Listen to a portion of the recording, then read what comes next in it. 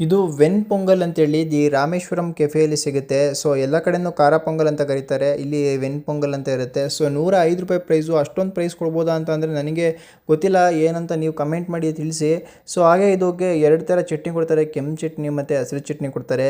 ಎರಡೂ ಟೇಸ್ಟ್ ಮಾತ್ರ ಸಖತ್ತಾಗಿರುತ್ತೆ. ಚಟ್ನಿ ಜೊತೆ ತಿಂತಾ ಇದ್ದರೆ ತುಪ್ಪ ಹಾಕಿರ್ತಾರೆ. ಆ ಖಾರ ಪೊಂಗಲ್ಗಂತೂ ಸಖತ್ತಾಗಿರುತ್ತೆ ತುಪ್ಪದ ಫ್ಲೇವರ್ ಕೂಡ.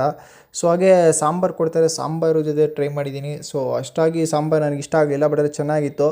ಸೊ ನೀವೇನಾದರೂ ರಾಮೇಶ್ವರಂ ಕೆಫೆಗಳಿಗೆ ಹೋದಾಗ ಈ ವೆನ್ ಪೊಂಗಲ್ ಒಂದ್ಸಲಿ ಟ್ರೈ ಮಾಡಿ, ತುಂಬ ಸಖತ್ತಾಗಿರುತ್ತೆ. ದಿ ರಾಮೇಶ್ವರಂ ಕೆಫೆ ರಾಜಾಜಿನಗರದಲ್ಲಿರೋದು. ನಾನು ಇಲ್ಲಿ ಟ್ರೈ ಮಾಡಿದ್ದಿದ್ದು.